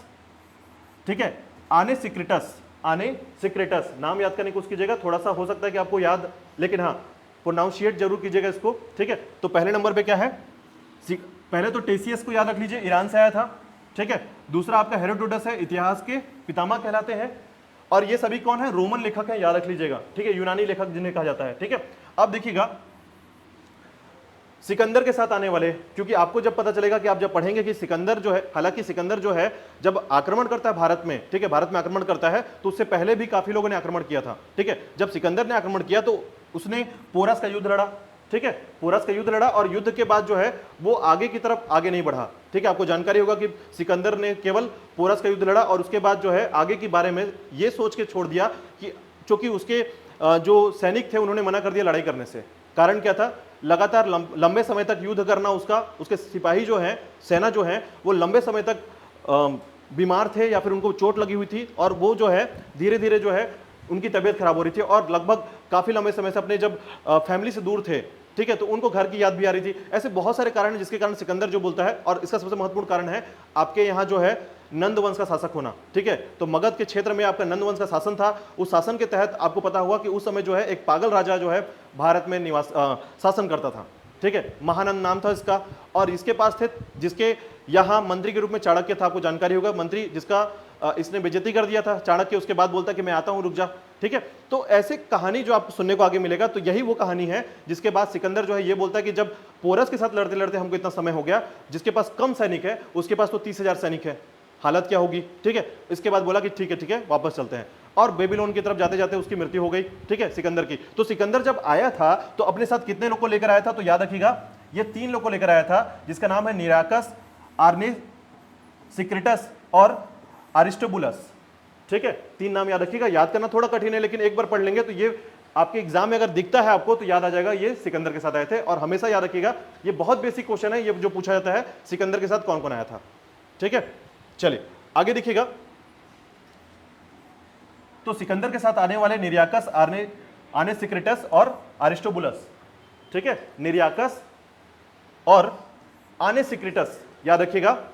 पहले तो देखिएगा कि ऐसे नाम आपको अधिकांश दिखेंगे जो सिकंदर के साथ आने वाले लोगों का नाम आपको ऐसे ही मिलेगा, ठीक है। तो निरियाकस का नाम याद रखिएगा, ठीक है, आर्नेसिक्रिटस का नाम याद रखिएगा और उसके बाद आपका अरिस्टोबुलस याद रखिएगा, याद रखेंगे तीनों को, ठीक है। तो तीनों नाम मैं उम्मीद करता हूं कि आपको याद हो रहा होगा, अगर याद नहीं होगा तो कल फिर से पढ़ना पड़ेगा, याद रखिएगा। जब तक मैं आपको याद नहीं कराऊंगा तब तक मैं आगे नहीं बढ़ने वाला हूं। तो इस बात को याद रखिएगा कि आप इतिहास को 45 दिन में तभी कंप्लीट कर पाएंगे जब आप प्रॉपर फोकस कर पाएं और शब्द को याद कर पाएं, ठीक है। तो इसको याद करने का तरीका सबसे सरल क्या है कि आप बोलकर प्रोनाउंसिएट करें इसको, अगर नहीं बोलेंगे याद नहीं होगा, याद रखिएगा। अगर आप इसको बोल नहीं पा रहे हैं इसका मतलब ये आपको याद नहीं होगा, ठीक है। तो पहले नंबर बोलिएगा कौन है, निरियाकस। दूसरे नंबर पे आवाज धीमे पड़ रही है आप लोग की, आर्नेसिक्रिटस, आर्नेसिक्रिटस, ठीक है, और अरिस्टोबुलस, अरिस्टोबुलस, ठीक है। निरियाकस, आर्नेसिक्रिटस और अरिस्टोबुलस, क्लियर है। चलिए वापस आते हैं, देखिए अब यहां पर एक इंपॉर्टेंट क्वेश्चन है, ठीक है। तो देखिएगा मेगास्थनीज, ठीक है, याद रखिएगा मेगास्थनीज जो है इसने क्या लिखा है, इंडिका। और बहुत बार ये क्वेश्चन पूछा जाता है कि चंद्रगुप्त मौर्य के समय कौन आया था, तो मेगास्थनीज आया था, याद रखिएगा भारत में, ठीक है। तो मेगास्थनीज जो है ये भारत में आया था और इसने इंडिका लिखा था, ठीक है। और याद रखना है आपको ये चंद्रगुप्त मौर्य के समय आया था और अभी आपके एग्जाम में पूछा भी गया था, आपको जानकारी होगा, मे बी शायद लेबर इंस्पेक्टर में पूछा गया था, ठीक है। लेबर इंस्पेक्टर में आया हुआ था ये या फिर शिक्षक में आया हुआ था, तो ये आया हुआ था, पूछा गया था, याद रखिएगा। अभी मैं जस्ट एक पेपर चेक कर रहा था, उसमें आया हुआ था आपका कि इंडिका के राइटर कौन है, ठीक है। और अभी अभी की बात है, तो इसका मतलब यह है कि आप जो पढ़ रहे हैं वो सही पढ़ रहे हैं और आपको मेमोरी में ये होना चाहिए कि मेगास्थनीज ने क्या लिखा है, इंडिका लिखा है। अभी आपको आगे चलकर जब आप मौर्य काल पढ़ेंगे तो यहाँ पर ये दोबारा फिर से पढ़ने को मिलेगा, लेकिन आप थोड़ा सा यहाँ पर मोटा मोटी थोड़ा सा याद रखिएगा, ठीक है। चंद्रगुप्त मौर्य के समय आया था, कौन आया था, मेगास्थनीज आया था और इसने क्या लिखा है, इंडिका लिखा हुआ है, ठीक है। चलिए आगे देखिएगा, डाइमेकस, ठीक है, नेक्स्ट नाम है डाइमेकस और ये किसके समय आया था, बिंदुसार के समय, ठीक है। बिंदुसार कौन है, किसी को जानकारी है, बिंदुसार जो है अशोक के पिता, याद रखिएगा। मौर्य काल चल रहा है तो मौर्य काल के समय ही आपको अधिकांश यूनानी लेखक मिलेंगे आपको, याद रखिएगा। ये मौर्य काल वाले ही हैं, ठीक है। चंद्रगुप्त मौर्य, इसका बेटा बिंदुसार, बिंदुसार का बेटा अशोक, ठीक है। तो आपको याद रखना है थोड़ा सा यहाँ पर कि चंद्रगुप्त मौर्य के समय जब मेगास्थनीज आया था तो उसके बेटे के समय कौन आया था, डाइमेकस आया था, ठीक है, डाइमेकस। और उसके बाद देखिएगा अशोक के समय कौन आया था, डायनोसियस। तो ये 3 क्रम आपको याद आ गया, ये पिता, पुत्र, फिर उसका पुत्र, ठीक है, जानकारी रहेगा। तो चंद्रगुप्त मौर्य का बेटा कौन था, बिंदुसार, बिंदुसार का बेटा अशोक, ठीक है। तो याद करने के लिए संभावना रूप में जो भी क्रम आप याद रखेंगे उससे बहुत ज्यादा फायदा होगा। तो मेगास्थनीज किसके समय में आया था, उसके बाद डाइमेकस उसके बेटा के, ठीक है, और उसके बाद आपका डायनोसियस अशोक के समय में, ठीक है, याद रहेगा, ठीक है। अब उसके बाद देखिएगा टॉलमी, टॉलमी को याद रखिएगा, ये ज्योग्राफी के लेखक हैं, ठीक है। ज्योग्राफी मतलब आपका भूगोल जो है, भारत का जो भूगोल है उसको टॉलमी ने लिखा है, ठीक है। और उसके बाद याद रखिएगा प्लिनी, जो सबसे ज्यादा पूछा जाता है वो है नेचुरल हिस्टोरिका के लेखक, नेचुरल हिस्टोरिका के लेखक याद रखिएगा कौन है, तो याद रखिएगा प्लिनी है, ठीक है। ये आपको याद रखना है कि ये जो है आपके यूनानी या रोमन लेखक कहलाते हैं। सबसे पहला कौन आया था यहाँ पर, टेसियस, याद रखिएगा, टेसियस के बाद हेरोडोटस और सिकंदर के साथ आने वाले 3 व्यक्ति निरियाकस, आर्नेसिक्रिटस और अरिस्टोबुलस, ठीक है। और उसके बाद याद रखिएगा, उसके बाद आया था मेगास्थनीज, मेगास्थनीज याद रखिएगा चंद्रगुप्त मौर्य के समय आया था और इसने लिखा है इंडिका को, ठीक है। और उसके बाद डाइमेकस आया बिंदुसार के समय, और याद रखिएगा डायनोसियस आया है किसके समय, अशोक के समय। और उसके बाद याद रखिएगा टॉलमी जो है इसने ज्योग्राफी लिखा है, ज्योग्राफी के लेखक हैं ये। और प्लिनी ने क्या लिखा है, नेचुरल हिस्टोरिका के लेखक हैं। याद हो रहा है, ठीक है। मुझे लगता है कि लगभग अगर आप मेहनत करेंगे तो 50% तो यहाँ याद करके जाएंगे शुरू में, ठीक है। लेकिन यही सिस्टम अगर बना के रखेंगे तो 2 से 3 दिन के बाद आपके दिमाग में सब कुछ बैठने लगेगा यहीं से। और इतिहास आपको बता दूं बहुत बोरिंग भी होता है कभी कभी, ठीक है, आगे जाकर बोरिंग लगेगा थोड़ा सा, लेकिन जिस स्पीड से और जिस ऊर्जा के साथ आप पढ़ रहे हैं उस पर बोर नहीं लगेगा। ठीक है, क्योंकि इसमें क्यूरियोसिटी चाहिए आपको याद रखने की और जानने की, क्योंकि मैं आपको बताता चले जाऊंगा कि कहां कहां पर कौन से क्वेश्चन आ चुके हैं। ठीक है, आपको बता दूं इसी से लगभग 7 क्वेश्चन बने हैं, 7 क्वेश्चन। ठीक है, पहला क्वेश्चन आपका बना हुआ था यहां पर, सबसे पहले मैंने बताया आपको हेरोडोटस का पूछा गया था कि इतिहास के पिता कौन है। ठीक है, और शनिवार के टेस्ट में आपको जहां तक मैं इतिहास पढ़ाऊंगा वहां तक पूछूंगा और क्वेश्चन आपको पहले से बताता जा रहा हूं। ठीक है, तो शनिवार कितने दिन बचा है आपके? 2 दिन। ठीक है, आज कल गुरुवार है, परसों शुक्रवार है और उसके बाद शनिवार है, याद रखिएगा। और शनिवार का मतलब यह है कि हम लोग लगभग 2 दिन में अभी और इतिहास को पढ़ने वाले हैं और आप टोटल इतिहास के 5 क्लास कंप्लीट कर चुके हैं और शनिवार को टेस्ट होगा जिसमें 20 क्वेश्चन आपके इतिहास से होने वाले हैं। ठीक है, चलिए आगे देखिएगा। सिकंदर के साथ जो है आने वाला विद्वान जो है, ठीक है, निर्याकस, आनेसिक्रिटस और अरिस्टोबुलस है। ठीक है, उसके बाद आप मेगास्थनीज के पास आते हैं। मेगास्थनीज ने इंडिका लिखा था, चंद्रगुप्त मौर्य के समय आया था ये। ठीक है, और आपको याद रखना है कि डाइमेकस जो है बिंदुसार के समय और डायनोसियस जो है अशोक के समय आया था। टॉलमी ने लिखा है, ज्योग्राफी के लेखक है, और प्लिनी ने नेचुरल ऑफ हिस्टोरी का। ठीक है, ये पॉइंट्स याद रहेगा। इसके बाद देखिएगा हम लोग नेक्स्ट चलते हैं, आगे चलते हैं। कोई डाउट तो नहीं इसमें? ठीक है, चलिए आगे देखिएगा। इसके बाद देखिएगा चीनी लेखक जिनका नाम आपको याद रखना है। ठीक है, इनके बारे में हम अलग से पढ़ेंगे क्योंकि इनका इतिहास बहुत इंपॉर्टेंट है। ठीक है, फायान के बारे में पढ़ेंगे आप, सुंग यून के बारे में पढ़ेंगे, ह्वेनसांग के बारे में, इत्सिंग के बारे में पढ़ेंगे, तो सभी का इतिहास बहुत इंपॉर्टेंट है, इसलिए मैं इसमें डिटेल यहां पर नहीं दे रहा हूं। ठीक है, कहने मतलब डिटेल नहीं करने का कारण क्या है, इनका इतिहास आपको पढ़ना पड़ेगा और इनके राइटिंग पढ़ने पड़ेंगे। फायान ने कौन सी पुस्तक लिखी है, ठीक है, सुंग यून किसके समय आया हुआ था, और ह्वेनसांग का जो इतिहास छत्तीसगढ़ से भी जुड़ता है, इसने तो आपको नालंदा विश्वविद्यालय में पढ़ाई की है, ये पूरी जानकारी पढ़नी पड़ेगी। ठीक है, पूछा जाता है कि कौन ऐसा चाइना का राजकुमार है जिसने भारत में आकर पढ़ाई की है। ठीक है, तो आपको ऐसी चीजें पढ़नी पड़ेगी यहाँ पर। और भारत के संबंध में इनका बहुत इंपॉर्टेंट क्षेत्र है, क्योंकि ये जो है बौद्ध धर्म को जब एक्सप्लोर करने निकले थे तो भारत आने तक, देखिए उस समय क्या था, चाइना के साथ और हमारे साथ शुरू से कुछ ना कुछ लड़ाइयाँ चलती रही हैं। मतलब हमारा ऐसा नहीं कि कभी दोस्त है, हम लोग कभी बहुत अच्छे दोस्त बने ही नहीं है चाइना के साथ। ठीक है, तो शुरू में भी वहाँ के जो शासक रहे हैं, ठीक है, शासक जो है भारत की तरफ आने नहीं देते थे। ठीक है, इवन बौद्ध धर्म को भी वो जल्दी एक्सेप्ट नहीं कर रहे थे। तो वहाँ के जो राजकुमार थे जो बौद्ध धर्म को देखते थे कि बहुत पीसफुल है, क्योंकि बौद्ध धर्म के बारे में बहुत सारी चीजें आपने पढ़ा होगा कि बहुत शांतिपूर्ण धर्म है, ना किसी से मारकाट, ना किसी बलि प्रथा का कोई हस्तक्षेप है इसमें। ठीक है, तो ऐसी अवस्था में देखा गया कि वहाँ के जो फायान है, ठीक है, और जो बाकी इत्सिंग है, ऐसे व्यक्ति जो हिमालय को पार करके आपके भारत में प्रवेश किए हैं। ठीक है, ये मतलब उस समय ऐसा नहीं था कि घोड़ा गाड़ी चल रहा है और हिमालय में आप घोड़ा दौड़ा देंगे, पॉसिबल नहीं है। तो बहुत रेयर था, इन्होंने पैदल काफी लंबा यात्रा किया और इतना यात्रा किया है कि लगभग अपना आधा समय यात्रा में बिता दिया है। ठीक है, तो ऐसे चीजों को आप यहां पर पढ़ेंगे, फायान, सुंग यून, वेनसांग और इत्सिंग का नाम याद रखिए। ठीक है, तो 4 नाम याद रखिएगा। सबसे पहले नंबर पे आता है फायान, सुंग यून और वेनसांग और इत्सिंग। ठीक है, वेनसांग का एक पुस्तक है जिसको बोलते हैं सी यू की, इसने भारत के संबंध में छत्तीसगढ़ के बारे में लिखा है। ठीक है, तो याद रखिएगा वेनसांग जो है, ठीक है, वेनसांग की जो जानकारी मिलती है लगभग 6वीं सदी से लेकर 7वीं सदी के बीच में ये भारत में आया था। ठीक है, तो भारत में जब आया था तो उस समय याद रखिएगा इसका पुस्तक लिखा गया है सी यू की। ठीक है, इसका नाम है सी यू की, और इसमें छत्तीसगढ़ के बारे में जब आप पढ़ते हैं तो उसका नाम है, जो छत्तीसगढ़ शब्द का प्रयोग किया गया है, किया सलो, किया सलो। ठीक है, तो इसका नाम याद रखिएगा, कभी कभी पूछा जाता है किया सलो के राइटर कौन है। ठीक है, या सी यू की राइटर कौन है, तो याद रखिएगा वेनसांग है। ठीक है, तो आगे हम लोग पढ़ेंगे, पूरा डिटेल करेंगे चीनी लेखक के बारे में, क्योंकि इनके बारे में आपको डिटेल में पढ़ना है। ठीक है, चलिए आगे देखिएगा। नेक्स्ट है आपका अरबी लेखक। ठीक है, अरबी लेखक में कौन कौन से लेखक आते हैं और इन्होंने क्या क्या लिखा है उसके बारे में जानते हैं।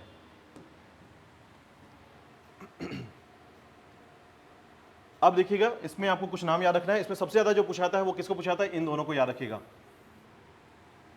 ठीक है, तो सबसे पहले देखिएगा सुलेमान, ठीक है, अल मसूदी और अल बरूनी। अल बरूनी का जो पूछा जाता है, बहुत ज्यादा पूछा जाता है, तहकीके हिंद किसने लिखा है। ठीक है, तहकीके हिंद, और डायरेक्टली पूछा जाता है कि तहकीके हिंद किसने लिखा है, तो अल बरूनी ने लिखा है, याद रखिएगा। ठीक है, बहुत इंपॉर्टेंट है ये। ठीक है, तो याद रखिएगा कि सुलेमान, अल मसूदी और अल बरूनी ने लिखा है तहकीके हिंद। तहकीके हिंद के लेखक हैं। ठीक है, तो ये किसके बारे में जानकारी है, तहकीके हिंद, आपके भारत के संबंध में जानकारी मिलती है तहकीके हिंद से। ठीक है, और उसके बाद आप पढ़ेंगे इब्न बतूता, इसका नाम तो सुना ही होगा आप लोगों ने, इस पे तो मूवी बन गई, गाने बन गए हैं इस पे। ठीक है, तो देखिएगा इब्न बतूता ने, याद रखिएगा, मोहम्मद बिन तुगलक के काल में ये भारत आया हुआ था। ठीक है, यानी उसी के समय जो है साथ में ये भारत आया था, याद रखिएगा इब्न बतूता। ठीक है, तो ये 4 नाम आपको याद रखना है, सुलेमान, अल मसूदी, अल बरूनी और इब्न बतूता। ठीक है, ये कौन है? अरबी लेखक हैं। ठीक है, तो अरबी या अरेबियन राइटर की बात हम लोग जब करते हैं तो याद रखिएगा, हम इसमें एक बात ध्यान देते हैं कि जब आप तीनों क्रम पर राइटरों को देखते हैं तो सबसे पहला जो राइटर है, या फिर ईरानी, जब हम लोग यूनानी राइटर आप देखते हैं तो यूनानी में ईरानी क्रम, ठीक है, ईरानी क्रम अलग है, फिर यूनानी क्रम स्टार्ट होता है, याद रखिएगा। ठीक है, तो रोमन आपका जो राइटर है उसमें आपको जो भी नाम मिल रहा है, ठीक है, तो जितने नाम मिल रहे हैं उन नाम में आपको ये याद रख लेना है सबसे पहले कि वो किस क्षेत्र से आगमित हुए हैं या किस क्षेत्र से आए हुए हैं। ठीक है, यानी 3 क्रम पर आपको याद रखना है, और इसी क्रम पर आपको याद रखना है कि निम्न में से कौन सा राइटर किस देश से है, ठीक है, और किसके समय आया हुआ है और इसने क्या लिखा है। ठीक है, तो ये 4-5 क्वेश्चन आपके इसी संबंध में होंगे, आपको इसी तरीके से याद रख लेना है इसको। ठीक है, कभी कभी ऐसा कर दिया जाता है कि एक तरफ जो है, एक तरफ आपके लेखक का नाम लिखा रहेगा या विदेशी यात्रियों का नाम लिखा रहेगा, और एक तरफ उसके विषय लिखे रहेंगे कि उसने कौन से ग्रंथ लिखा है, सुमेलित करने का क्वेश्चन बना हुआ रहेगा इसमें। ठीक है, दूसरा, एक तरफ लेखक लिखा रहेगा और एक तरफ उसका देश का नाम लिखा रहेगा, कौन अरेबियन है, कौन आपका चीनी है। तो चीनी तो बहुत जल्दी पहचान जाएंगे आप, पहचान क्या नहीं आएगा आपका, अरेबियन और यूनानी। ठीक है, तो थोड़ा सा यहाँ पर दिक्कत आएगा, लेकिन आप अगर नाम को पढ़ेंगे तो आपको पता चलेगा कि जब आप यूनानी क्रम के लेखकों को पढ़ते हैं तो आपका नाम थोड़ा सा अलग ही मिलेगा। ठीक है, और इसमें सुलेमान, अल मसूदी, थोड़े इस्लामिक क्रम पर आपको नाम मिलेंगे इसमें। ठीक है, तो याद रखिएगा ये सभी क्या कहलाते हैं, विदेशी यात्रा विवरण के तौर देखे जाते हैं। ठीक है, चलिए आगे देखिएगा।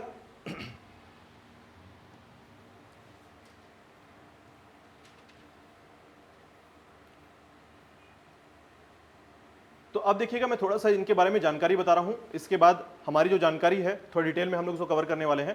ठीक है, तो यहां पर सबसे पहले देखिएगा, इतिहास के क्रम पर जब हम परिचय की बात करते हैं, यानी कि हम जब परिचय कर लेते हैं तो उसके बाद आपको जो भी चीजें इसमें पढ़नी है वो पहले स्रोत के बारे में पढ़ना है। ठीक है, और स्रोत को थोड़ा सा याद करने की कोशिश कीजिएगा कि हमारा जो स्रोत है वो किस क्रम पर है। ठीक है, यानी हमको थोड़ा सा स्रोत यहाँ पर समझना होगा, ऐतिहासिक स्रोत कौन कौन से हैं। ठीक है, तो देखिए बेसिकली स्रोत या सोर्स क्या होता है। ठीक है, अभी हमने देखा वो सोर्स था जिसका बेसिक आपने देखा कि आप देख पाए कि जो भारत का इतिहास है उसको 3 स्रोतों में बांटा गया है। पहला है साहित्यिक, ठीक है, दूसरा है आपके विदेशी यात्रा, और तीसरा है पुरातात्विक साक्ष्य। ठीक है, 3 क्रम समझ में आ गया।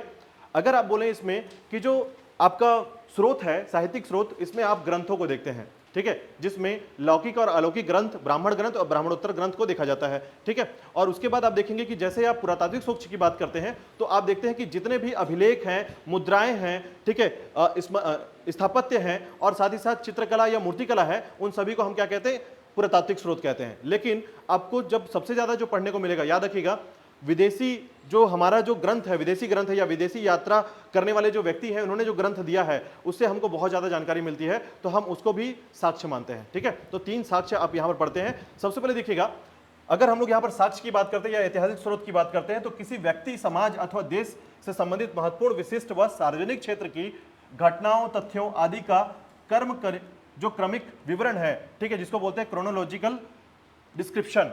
ठीक है, क्रोनोलॉजिकल डिस्क्रिप्शन कहा जाता है इतिहास में। ठीक है, इसे इतिहास कहते हैं। और इतिहास किसी भी समाज विशेष की सामाजिक, सांस्कृतिक, राजनीतिक और आर्थिक स्थिति तथा स्थितियों में समय के साथ साथ होने वाले परिवर्तनों को भी प्रस्तुत करता है। तो बेसिकली इतिहास को मैंने जैसे परिभाषित किया था वही आपका इतिहास है, कि इतिहास हम उसे कहते हैं जो पहले, ठीक है, पहले की जो घटनाएं हैं, जिस घटनाओं में हम उसके सामाजिक, उसके राजनीतिक, उसके आर्थिक विकास को देखते हैं, या आर्थिक विकास का संबंध ऐसा नहीं हो सकता कि सिर्फ विकसित हुआ है, ठीक है, वो गिरा भी है, कहने मतलब है उसके विकास को कमजोर भी किया गया है। जैसे आप पढ़ेंगे आगे जाकर कि किस तरीके से मुगलों का विघटन हुआ है। ठीक है, मुगल का विघटन मतलब एक समय आया था जब हाईएस्ट पीक पर था, मुगल साम्राज्य पीक पे था, और उसके बाद उसका विघटन होते चला गया। ठीक है, तब जाकर आपका हैदराबाद, अवध, बंगाल जैसे छोटे छोटे क्षेत्रीय राजा पनपे। ठीक है, यानी कि उनका विकास हुआ। तो उसी प्रकार देखिएगा, आप जब भी पढ़ेंगे तो आपके राजा जो है, एक समय आएगा जब, जैसे गुप्त वंश की बात करेंगे तो गुप्त वंश में देखिएगा समुद्रगुप्त के समय जो है उसने बहुत बड़ा विस्तार कर लिया था। ठीक है, उसके बाद जैसे जैसे अब उसके बाद आगे वंशज आएंगे, धीरे धीरे वंशज के क्रम पर उनकी कमियां बढ़ती चली जाएंगी। ठीक है, तो हर राजा के समय क्या होगा, आपको 3 चीजें याद रख लेनी है कि सामाजिक, सांस्कृतिक और राजनीतिक और आर्थिक व्यवस्था को पढ़ना ही हमारा क्या है, इतिहास है, और इतिहास की जानकारी इससे मिल पाती है। ठीक है, तो बेसिकली देखिएगा ये फंडामेंटल इसलिए क्यों पढ़ा जाता है, ये इतिहास का क्रम क्यों है, तो इतिहास में आपको जितने भी क्वेश्चन पूछे जाएंगे ये आपके थॉट्स को जनरेट करते हैं, यानी कि उस समय की सोच को जनरेट करते हैं कि उस समय जो है ऐतिहासिक क्रम पर कौन कौन से व्यक्ति थे और उसने कैसे अपने प्रशासन को आगे बढ़ाया। ठीक है, आपको पता होगा झरोखा, नजराना, ऐसे शब्द आपको जो मिलेगा उसमें इतिहास के नए नए पॉलिसी मिलेंगी। ठीक है, आपको पता होगा कि जैसे मुगल साम्राज्य में, ठीक है, पैर पे झुक कर, ठीक है, सलामी देना, पैर पे झुककर जो सलामी दी जाती थी, इस प्रकार की जो है उस पर बंदोबस्त थी। ठीक है, ऐसे बहुत सारे सिस्टम मिलेगा। जैसे घोड़ों को दागने की प्रथा थी, ठीक है, घोड़ों को दाग दिया जाता था।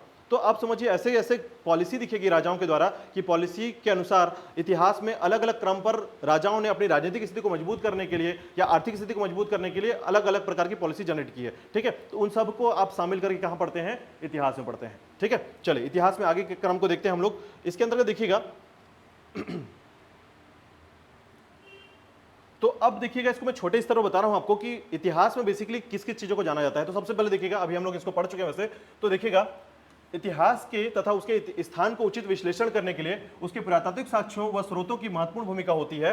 पुरातात्विक साक्ष्य मतलब क्या हुआ? जो आर्कियोलॉजिस्ट, जो आर्कियोलॉजिकल जो आपका एविडेंस है, ठीक है, उनको हम कहते हैं पुरातात्विक साक्ष्य। के अंतर्गत अभिलेख, सिक्के, स्मारक, भवन, मूर्तियां, बर्तन आदि शामिल किए जाते हैं। तो याद रखिएगा यहाँ पर बर्तन भी शामिल होते हैं, जिसको हम लोग बोलते हैं मृत भांड। ठीक है, आपको पता होगा मृत भांड, मिट्टी से बने हुए बर्तनों को मृत भांड कहा जाता है। ठीक है, अब उसके कलर को भी देखकर क्वेश्चन पूछा जाता है कि लाल मृत भांड जो है किस काल का परिचायक है या किस काल में लाल मृत भांड को प्रयोग में लाया जाता था। ठीक है, काले मृत भांड का प्रयोग किया जाता था, धूसर मृत भांड का प्रयोग किया जाता था, या फिर कलाकृति वाले मृत भांड का प्रयोग किस काल में किया गया है या किस समय में किया गया है। ठीक है, तो ऐसे क्वेश्चन पूछे जाते हैं, याद रखिएगा। क्वेश्चन के संदर्भ पर आप पूरा फोकस रखिए कि क्वेश्चन कैसे पूछे जाते हैं इसमें। ठीक है, अब इसके बाद देखिएगा साक्ष्य में प्राचीन टीले, ठीक है, कि खुदाई से प्राप्त किए जाते हैं। तो जो टीले हैं या माउंट्स हैं, तो याद रखिएगा टीले क्या होते हैं। तो जनरली आपको पता होगा कि टीले अलग अलग क्रम के हो सकते हैं। कहीं कहीं पर तो जो शव दफनाए जाते थे, ठीक है, आपको जानकारी आगे मिलेगी कि जो शव थे उनको दफनाने की प्रक्रिया में जब मृत्यु हो जाती थी किसी व्यक्ति की, उस समय के व्यक्तियों की, ठीक है, तो उनको 3 प्रकार से दफनाया जाता था। 3 प्रकार से कैसे? तो पहला तो ये प्रकार था, अभी मैं आपको थोड़ा छोटा छोटा डिटेल इसलिए दे रहा हूं ताकि आपका इंटरेस्ट बना रहे। ठीक है, आप ज्यादा परिभाषित तौर पे पढ़ेंगे तो आपको फिर बोर लगने लगेगा। तो समझिए शव की विधि कैसी थी। तो एक था विधि जिसमें शव के मरने के बाद उसको बाहर छोड़ दिया जाता था। ठीक है, जब उसे सब कुछ खा लेगा, जब बचेगा कम उसका हिस्सा, तो उसको गाड़ देंगे। ठीक है, दूसरा था कि आधा दफनाना। ठीक है, आधा दफनाना का मतलब यह था कि आधे दफनाने की प्रक्रिया में छोटे से गड्ढे खोदकर, ठीक है, छोटे से गड्ढे खोदकर कुछ समय के लिए पहले बाहर छोड़ना और बाहर छोड़ने के बाद दफना देना। और एक था पूर्ण सावधान। पूर्ण सावधान का मतलब होता है कि संपूर्ण उसे दफना देना और उसके ऊपर टीला बना देना। और एक जानकारी के लिए आपने देखा होगा कि जिसको हम लोग पत्थर के टीले कहते थे। ठीक है, पत्थरों के टीलों के अंतर्गत जो क्या किया जाता था, सावधान किया जाता था या शव को दफनाया जाता था। ठीक है, तो ऐसे आप आगे जाकर पढ़ेंगे। जैसे छत्तीसगढ़ के संबंध में हम पढ़ते हैं कि दुर्ग के चिरारी भदर में, ठीक है, चिरारी और आपको करही भदर जैसे जगहों पर लगभग 500 मृत भांड मिले हैं। ठीक है, और आपको टीले मिले हैं। ठीक है, तो ये मृत भांड क्यों मिले हैं? क्योंकि वहां पर शव के बगल में क्या करते थे, बर्तनों को भी डाल दिया जाता था। ठीक है, और आपको अभी जैसे आप भारत के संबंध में इतिहास को पढ़ेंगे तो आपको जानकारी मिलेगी कि कहीं कहीं पर जहां पर शव दफनाए गए हैं वहां पर कुत्ते को भी दफना दिया गया है। ठीक है, मतलब पालतू कुत्तों को क्या किया जाता था, साथ में दफना दिया जाता था। तो इसका संबंध 2 तरीके से देख सकते हैं आप। इसको ऐसा समझ सकते हैं कि इंसान के मरने के बाद कुत्ते को मार दिया जाता था, क्योंकि ऐसा तो नहीं है कि इंसान वहीं पर मरा है और कुत्ता जो है 10 साल बाद मरेगा तो उसको वहीं ढूंढ के गाड़ेंगे, ऐसा तो नहीं है। इसका मतलब यह है कि पालतू कुत्ते को भी साथ में दफना दिया जाता था, क्योंकि ऐसा तो नहीं है कि कुत्ते के मरने के बाद इंसान को दफना दिया जाए, ये तो पॉसिबल नहीं है ना।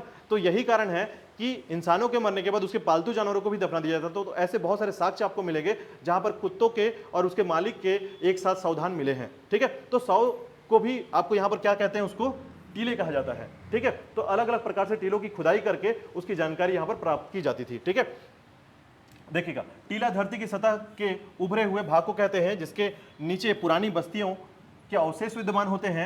ये कई प्रकार के हो सकते हैं, जैसे एकल सांस्कृतिक, मुख्य सांस्कृतिक और बहुसांस्कृतिक। ठीक है, तो इनको हम पूरी तरीके से क्या कहते थे, टीला। अब देखिए बेसिकली क्या होता था, सांस्कृतिक मतलब कल्चर। अगर आपको उस समय की कल्चर को समझना है तो आपको उस समय की पूरी स्थिति को समझना होगा। ठीक है, जैसे सिंधु घाटी सिविलाइजेशन की बात कर लेते हैं हम लोग, ठीक है, वैदिक काल की बात कर लेते हैं। तो इस समय जो सिविलाइजेशन सिस्टम है उसमें कैसे काम करते थे। जैसे अभी आगे जाकर आप पढ़ेंगे कि भगवान को कैसे माना जाता था, यानी देवता कितने प्रकार के थे। तो आपको बता दूं, हिंदू धर्म में देवता हमेशा से ज्यादा रहे हैं।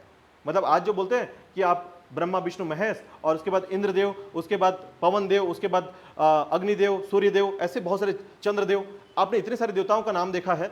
इतने सारे देवताओं का क्रम कैसे आया, तो आपको बता दूं कि ये आज की प्रमाणिकता ही नहीं है, ये आपको सिंधु घाटी सभ्यता से मिलेगा या वैदिक सभ्यता से मिलेगा कि आप अलग अलग प्रकार से अलग अलग देवताओं को मानते थे। जैसे वर्षा कराना है तो अलग देवता की पूजा करना है आपको, ठीक है। हवा कम चल रही है, हवा के संबंध में पूरा पूजा करना है तो आपको पवन देव की पूजा करनी है। और आपको एक बात बता दूं, इसमें सबसे फेमस देव होते थे इंद्रदेव, ठीक है। वो सबसे चिड़चिड़े देव होते थे। क्यों चिड़चिड़े? क्योंकि उनको कहा जाता है, कभी कभी आपको बता दूं कि कभी कभी एक क्वेश्चन पूछा जाता है, पुरंदर देव किसे कहा जाता है?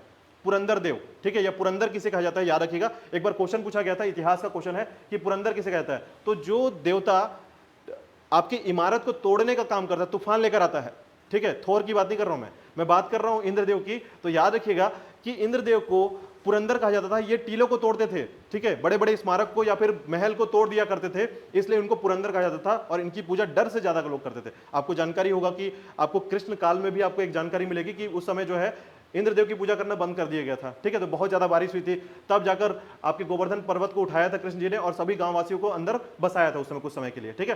तो ये क्रमिक रूप से जो परिवर्तन आपको देखने को मिलता है वो शुरुआत दौर से ही अलग था, ठीक है। अब इसमें अब सबसे बड़े देवता का इंपॉर्टेंस क्या था? इसमें सबसे बड़े देवता थे आपके अग्निदेव, क्योंकि इनको बोलते थे मीडिएटर, ठीक है। मीडिएटर क्यों? अब जैसे आप जो है मान लीजिए कि अग्निदेव जो है कैसे बीच का काम कैसे करते थे? आप देखे होंगे कि आप हवन करते हैं और हवन करते हैं तो आप बोलते हैं जल चढ़ाओ, तो ऊपर भगवान के ऊपर उधर टपकता होगा, आप इधर चढ़ाते हैं उधर भगवान को मिलता है। तो शुरू से लेकर जब आप पुराण और सारे चीजों को साहित्य को पढ़ते हैं तो आपको जानकारी मिलती है कि अग्निदेव जो है ये किसी भी क्षेत्र से आदान प्रदान का कार्य करते थे, ठीक है। कैसे? मतलब आप यहां पर हवन कर रहे हैं, कुछ भी चढ़ा रहे हैं, वहां भगवान को प्राप्त हो रहा है, हम ये मान के चल रहे हैं, ठीक है। तो अग्निदेव को हम यहां पर जब आप वेद पढ़ेंगे तो आपको उसमें जानकारी मिलेगी कि अग्निदेव को जो है इस तरीके से क्या करते थे, एक पक्ष के रूप में समझते थे कि जिसमें अग्निदेव पर हम कुछ भी चढ़ाते हैं और वो वहां देवताओं को प्राप्त हो जाता है, ठीक है। ऐसे बहुत सारे देवताओं के बारे में आप जानेंगे। और बहुत बार क्वेश्चन पूछा जाता है, याद रखिएगा, कि शूद्र के देवता कौन थे? तो पूषण देव को शूद्र का देवता कहा जाता है, याद रखिएगा, ठीक है। और देवता बदलते चले गए हैं, याद रखिएगा। आगे अब जब आप वैदिक साहित्य पढ़ने वाले हैं या वेद के बारे में पढ़ेंगे तो आपको जानकारी मिलेगा कि एक समय जो है जैसे शिव, ठीक है, तो शिव के बारे में या फिर शंकर जी के बारे में आप पढ़ेंगे, उसमें आपको थोड़ा अलग डिटेल मिलेगा। फिर जैसे उत्तर वैदिक काल में पढ़ेंगे तो आपको थोड़ी अलग जानकारी मिलेगी, ठीक है। इस समय जो है देवताओं को 3 भागों में बांटा गया था, एक अंतरिक्ष के देवता, एक आकाश के देवता, एक पृथ्वी के देवता, ठीक है। तो ऐसे देवताओं को अलग अलग आप पढ़ने वाले हैं, जिसमें अंतरिक्ष के देवता जो हैं अलग हैं, आकाश के देवता आपको पवन देव को बोलेंगे, आकाश में उड़ते हैं, ठीक है, चलते हैं। और उसके बाद आपके रुद्र देव के नाम से एक देवता कहलाएंगे आपको, ठीक है।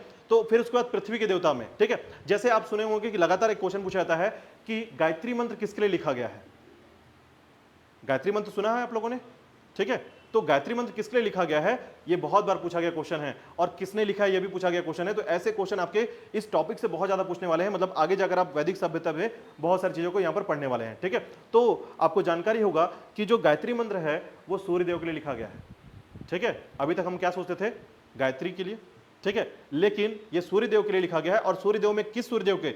सरिता के लिए, याद रखिएगा। सरिता किसका नाम है? सूर्य देव का। और सूर्य देव जो है उगते हुए सूरज और डूबते हुए सूरज को अलग अलग सूर्य माना जाता है, याद रखिएगा, मतलब उनका अलग अलग नाम है। तो उगते हुआ सूरज, जैसे आप देखेंगे छठ की पूजा की जाती है, उगते सूरज डूबते सूरज पूजा की जाती है, अलग अलग होते हैं सूर्यदेव का, अलग अलग नाम है इस समय, ठीक है। तो सरिता जो है वो किस प्रकार के सूरज का नाम है? उगते हुए सूरज का नाम है। तो इस समय याद रखिएगा जो गायत्री मंत्र लिखा गया है वो सरिता के लिए लिखा गया है। और सरिता कौन है यहाँ पर? सूर्यदेव है, ठीक है। ऐसे बहुत सारे फैक्ट की जानकारी आपको मिल जाएगी, इसी इतिहास में हम सब चीजों को पढ़ने वाले हैं, ठीक है। और गायत्री मंत्र लिखा गया विश्वामित्र के द्वारा, ये पूछा गया क्वेश्चन है, याद रखिएगा। ऐसे बहुत सारे क्वेश्चन पूछे जाते हैं इसमें, ठीक है। चलिए आगे आते हैं, देखिएगा। तो देखिएगा इसी के क्रम पर इससे आपको संस्कृति की पहचान मिलती है। इसके बाद देखिएगा प्राचीन टीलों अथवा स्मारकों का उत्खनन कर वहां से प्राप्त वस्तुओं का कलाकृतियों के आधार पर क्रमिक ऐतिहासिक विश्लेषण करना या पुरातत्व विज्ञान आर्कियोलॉजी कहलाता है। आर्कियोलॉजी किसे कहते हैं? तो हम पुराने तत्वों या पुराने जो भी उत्खनन कर स्मारकों या मॉन्यूमेंट्स को जानकारी में लेते हैं और उसका विश्लेषण करते हैं, वही कहलाता है आपका आर्कियोलॉजी विज्ञान, ठीक है। तो इसको हम लोग आर्कियोलॉजी कहते हैं, याद रखिएगा। ये कभी कभी क्वेश्चन पूछा जाता है लेकिन ये बहुत कम आया है। ऐसे क्वेश्चन जो है अधिकांश आपके तृतीय वर्ग या चतुर्थ वर्ग में ही पूछे जाते हैं, ठीक है। चलिए आगे देखिएगा। अब यहां पर देखिएगा कि पश्चिमोत्तर भारत में हुए उत्खननों से नगरों का पता चलता है जिनकी स्थापना लगभग 2500 ईसा पूर्व हुई थी। यानी ये बात कर रहा है किसका? हड़प्पा सभ्यता का, ठीक है। अभी मैं बेसिक बता रहा हूं, आपको बता देता हूं कि इतिहास में आप जो भी चीजें को टॉपिक में पढ़ रहे हैं वो सभी बेसिक्स चीजें हैं, ठीक है। तो इसके आगे जो है अब हम लोग फिर डिटेल करेंगे आपका पाषाण काल से, ठीक है। स्टोन एज से हम लोग स्टार्ट करने वाले हैं, इसके बाद के टॉपिक आपका पाषाण काल आने वाला है। और पाषाण काल में मैं आपको पहले बताऊंगा कि मानव की उत्पत्ति कहां हुई है। सबसे पहले हम लोग मानव की उत्पत्ति समझेंगे, फिर उनके जीवन को जीने का तरीका देखेंगे कि पत्थरों का प्रयोग कैसे करते थे, पत्थर कहाँ कहाँ से प्राप्त हुए, उनके हथियार कहाँ से प्राप्त हुए हैं, क्यों उनको पाषाण काल को 3 भागों में बांटा गया है, पूरा पाषाण, मध्य पाषाण और उत्तर पाषाण में, ठीक है, सॉरी नव पाषाण में। तो इन तीनों पाषाण कालों को हम यहाँ पर समझेंगे, समझिएगा, देखिएगा। तो देखिएगा, उत्खननों से हमें गंगा की घाटी विकसित भौतिक संस्कृति के विषय में भी जानकारी मिलती है। उस समय के लोग किस प्रकार से बस्तियों को में रहते थे और उसकी सामाजिक संरचना कैसी होती थी, ठीक है, वो किस प्रकार के मृत भांड का या बर्तनों का प्रयोग करते थे, किस प्रकार के घरों में रहते थे और भोजन में किन किन अनाजों का उपभोग करते थे और किस प्रकार के औजारों का और हथियारों का प्रयोग करते थे। तो बेसिक जानकारी है यहाँ पर कि आप ये समझेंगे आगे जाकर कि सिंधु घाटी सभ्यता में ये सारा कल्चर कैसे चलता था उनका, ठीक है। चलिए आगे देखिएगा, यहां पर ना शुरू में जो आप पढ़ रहे हैं वो सिर्फ इसलिए पढ़ रहे हैं क्योंकि कुछ जो वोकैबुलरी है उसको आप क्लियर कर पाए कि टीला क्या होता है, ठीक है। तो यहां पर एक बात और समझिएगा, इसमें एक नया शब्द आएगा। दक्षिण भारत के कुछ लोग मृत व्यक्ति के शव के साथ औजार, हथियार, मिट्टी के बर्तन आदि वस्तुएं कब्र में दफनाते थे तथा इसके ऊपर एक घेरे के बड़े बड़े पत्थर खड़े कर दिए जाते थे। ऐसे स्मारकों को महापाषाण या मेगालिथ कहा जाता है। इसको याद रख लीजिएगा, मेगालिथ किसे कहा जाता है, ठीक है। तो मेगालिथ का क्रम, ये आपका मेगालिथ का क्रम है, ठीक है। इसके बाद देखिएगा, किसी प्राचीन वस्तुओं में विद्यमान C14 में आई कमी को माप कर उसके समय का निर्धारण किया जाता है। C14 सिस्टम आपको पता होगा कि किसी भी पुराने पुरातत्व की जानकारी अगर हमें प्राप्त करनी है तो किस विधि के द्वारा प्राप्त की जाती है। यह अभी पूछा भी क्वेश्चन है, याद रखिएगा। आपको सबसे ज्यादा याद रखना है इस क्वेश्चन को कि कार्बन डेटिंग प्रोग्राम क्या होता है, ठीक है। इसे कहते हैं carbon dating program, carbon dating program. तो याद रखिएगा, कार्बन डेटिंग प्रोग्राम वह प्रोग्राम है जिसमें C14 को देखा जाता है। C14 जो है कार्बन की मात्रा को बताता है। याद रखिएगा, कार्बन की मात्रा को बताने के लिए अब देखिए कैसे, मान लीजिए कैसे याद रखेंगे कि कार्बन की मात्रा से कैसे हमें पता चलता है। तो देखिए, यहां पर जो भी वस्तु जीवित है, ठीक है, या फिर ऐसे वस्तु जो निर्जीव हैं लेकिन समय के साथ रहते रहते वो क्या करते हैं, कार्बन को अवशोषण करते हैं। याद रखिएगा, कार्बन का अवशोषण, जैसे जीवन में वो क्या करते हैं, जैसे कोई पत्थर है, ठीक है, स्मारक है, वो रहते रहते समय दर समय क्या करेगा, कार्बन का अवशोषण करेगा, ठीक है। लेकिन जैसे ही वो मृत हो जाता है या फिर वो वस्तु जो है निर्जीव रहता है तो उसमें क्या होता है, कार्बन की कमी आ जाती है। मान लीजिए आज बना है, ठीक है, तो उसने कार्बन का अवशोषण किया और उसके बाद क्या हुआ कि समय दर समय वो कितना पुराना है तो कार्बन का जो कमी उसमें देखा जाएगा। उस समय कार्बन की मात्रा को वायुमंडल में देखा जाएगा कि कार्बन की मात्रा क्या थी और आज के टाइम पर देखा जाएगा कि उस समय उसमें कार्बन की मात्रा क्या है। उससे हम कंपेयर करते हैं कि इतने साल पहले, समझिएगा बहुत आसान सा चीज है, मान लीजिए कोई वस्तु है, ठीक है, उस समय जो है कार्बन की मात्रा से इसके अंदर कार्बन जो है चला जाएगा। कोई वस्तु है, कार्बन वायुमंडल में जो कार्बन की मात्रा होगी अवशोषित करेगा वो कार्बन की मात्रा होगी इसमें। और देन आज के डेट पर जब आप इसकी खोज करेंगे तो इससे आज कंपेयर करेंगे कि आज वायुमंडल में कार्बन की मात्रा कितनी है, जितनी कमी आएगी ये इतना पुराना होगा। बात समझ में आ गई है कि कैसे कार्बन डेटिंग चेक किया जाता है। तो ये देखिए लिखा हुआ है कि वस्तुतः विद्यमान वस्तु में जो विद्यमान कार्बन C14 होता है, ये आई कमी को माप कर उसके समय का निर्धारण कर लिया जाता है। तो अगर C14 प्रोग्राम या कार्बन डेटिंग प्रोग्राम की बात की जाए तो आपको याद रखना है कार्बन डेटिंग प्रोग्राम क्या होता है इसमें, ठीक है। क्योंकि इतिहास को जानने के लिए या अपने पुरातत्व साक्ष्य को जानने के लिए सबसे बेस्ट प्रोग्राम कहा जाता है कार्बन डेटिंग और सबसे ज्यादा अप्रूवल इसी से मिलता है, ठीक है। याद रखिएगा, देखिए कार्बन डेटिंग एक ऐसी विधि है जिसके द्वारा यह पता लगाया जाता है कि कोई वस्तु किस काल का है, ठीक है। रेडियो कार्बन या कार्बन C14 कार्बन का रेडियोधर्मी या रेडियो एक्टिव समस्थानिक होता है, जिसको आइसोटोप कहते हैं। साइंस में आपने पढ़ा होगा, जो सभी सजीव वस्तुओं में विद्यमान होता है, ठीक है। अधिकांश आपके C14 किस में होते हैं, सजीव वस्तु में होते हैं, आइसोटोप कहलाता है। लेकिन अगर आप निर्जीव वस्तु की बात करेंगे तो भी आप यहां से उसका C14 से समय जो या काल का निर्धारण कर सकते हैं इसमें, ठीक है। इसके बाद देखिएगा लास्ट टॉपिक है, इसके बाद फिर हम लोग कल से स्टार्ट करेंगे पाषाण काल का आपका क्रम, ठीक है। तो यहां पर देखिएगा कार्बन 14 या कार्बन डेटिंग विधि से पता चला कि राजस्थान और कश्मीर में कृषि का प्रचलन था, ठीक है, लगभग 6000 से 7000 ईसा पूर्व, ठीक है। ईसा पूर्व मतलब BC, याद रखिएगा, ईसा पूर्व मतलब क्या होता है, यहाँ पर BC होता है। और आपको याद रखना है कि जब आप इतिहास को पढ़ते हैं तो सन पर बहुत ज्यादा फोकस रखेंगे आप, ठीक है। इतिहास को पढ़ने का सबसे बड़ा चीज यही है कि आपको डेट याद रखना है, क्योंकि आपको इसमें 7 अगस्त या 8 अगस्त जैसे डेट याद नहीं करना है, आपको सन याद रखना है कि किस सन में क्या घटना घटी है, ठीक है, बहुत जरूरी है। इसके बाद देखिएगा पौधों के अवशेषों का परीक्षण कर विशेषता परागों, पोलेन, ठीक है, के विश्लेषण द्वारा जलवायु और वनस्पति का इतिहास जाना जाता है, ठीक है। तो अगर पौधों के परागों का विश्लेषण करते हैं तो हमको क्या जानकारी मिलती है, उस समय की जलवायु और वनस्पति का ज्ञान हो पाता है इतिहास में, ठीक है। उस समय जो है कौन कौन से पेड़ पौधे हुआ करते थे, कौन से अनाज होते थे, ठीक है, ये जानकारी मिलती है। पशुओं की हड्डी का परीक्षण कर उनकी आयु का पहचान किया जाता है और उनके पालतू होने के अनेक प्रकार के कार्य में लाए जाने वाले पता लगाया जाता है। यानी कौन से पशु, आपको बहुत बार ये पूछा जाता है कि किस पशु को पहले बार मनुष्य ने पालतू बनाया था, ठीक है, ऐसे क्वेश्चन आएंगे। और आपको बता दूं कि आपसे पूछा जाएगा कि निम्न में से कौन सा जानवर है जिसे मनुष्य ने कभी पालतू नहीं बना पाए, ठीक है। उसमें ऑप्शन में शेर नहीं रहेगा, चिंता मत करिए, क्योंकि आज भी नहीं बन पाया वो, ठीक है। ना सांप होगा ना शेर होगा। उसमें अधिकांश आपको क्या मिलेगा, बैल मिलेगा, कुत्ता मिलेगा, बिल्ली मिलेगा, ठीक है, घोड़ा मिलेगा। तो ऐसे केस में याद रखिएगा कि घोड़ा के बारे में पालतू नहीं बना पाए थे हम लोग, घोड़ा को पालतू नहीं कर पाए थे इतिहास में शुरुआती तौर पर, ठीक है। बाद में भले ही हमने उसे पालतू बनाया और उसके बाद सेना के तौर पर उसका प्रयोग किया है, ठीक है, लेकिन शुरुआती तौर पे घोड़ा की जानकारी आपको प्रॉपरली नहीं मिलती। हालांकि उस समय घोड़े की हड्डियां मिली हैं, ठीक है, इतिहास में आपको घोड़े की हड्डियां मिलेगी, ठीक है। लेकिन याद रखिएगा कि क्वेश्चन में आपके इस तरीके से पूछा जाएगा जिसमें आप तुरंत आंसर नहीं कर पाएंगे, सोचने की क्षमता आपको विकसित करनी पड़ेगी इसके अंतर्गत, ठीक है। चलिए आगे इसके कल करेंगे हम लोग, ये वाला जो टॉपिक रहेगा आपका, ठीक है, लास्ट है आपका। इसमें आप वोकेबलरी बस केवल क्लियर कर रहे हैं, याद रखिएगा, जिसमें हम लोग देखते हैं कि मुद्रा शास्त्र क्या होता है। कभी कभी सिर्फ यही बेसिक क्वेश्चन पूछा जाता है कि मुद्रा शास्त्र को पढ़ने वाले जो विज्ञान है उसको क्या कहा जाता है, ठीक है, या पुरातात्विक साक्ष्य के विज्ञान को क्या कहा जाता है। अभी एक क्वेश्चन आया हुआ था, आपने देखा होगा, साइंस से क्वेश्चन था, सॉरी आपके शिक्षक का एक क्वेश्चन था, ठीक है, कि वृद्धावस्था को पढ़ने वाले विज्ञान को क्या कहते हैं। वृद्धावस्था के विज्ञान को पढ़ने वाले विज्ञान को, ठीक है, वृद्धावस्था जो समय होता है उसको पढ़ने या अध्ययन करने वाले विज्ञान को क्या कहते हैं, आपका क्वेश्चन है, कल पूछूंगा इसके बारे में, ठीक है। तो याद रखिएगा ऐसे क्वेश्चन पूछा जाता है जिसमें आपसे पूछा जाता है कि वृद्धावस्था के अध्ययन करने वाले विज्ञान को क्या कहा जाता है, मुद्रा के विज्ञान को पढ़ने वाले विज्ञान को क्या कहा जाता है। तो हर चीज का अपना एक अध्ययन विज्ञान है, ठीक है, साइंस है, उस साइंस का नाम या उस सब्जेक्ट का नाम आपको क्या कहना है, ये आपको जानकारी में होना चाहिए। कम से कम 20 तो ऐसे, जैसे हम बोलते हैं एपीकल्चर क्या होता है, सेरीकल्चर क्या होता है, तो बेसिकली आपको उसी तरीके से सब चीज जानना होगा, ठीक है। एपियोलॉजी क्या होता है, ठीक है, ऐसे बहुत सारे फैक्ट्स आपको जानने होंगे जो अलग अलग सब्जेक्ट से जुड़कर आते हैं, ठीक है। तो कल से हम लोग यहाँ पर आपके पाषाण युग से स्टार्ट करने वाले हैं, ठीक है। तो आज से पहले जो भी क्लासेस हुई हैं आप वीडियो के माध्यम से थोड़ा सा देख लीजिएगा, क्योंकि शनिवार को टेस्ट होगा और शनिवार के टेस्ट में आपको बैठना है और 20 क्वेश्चन आपके इतिहास से जितना हमने पढ़ लिया उसमें से होगा ये, ठीक है। चलिए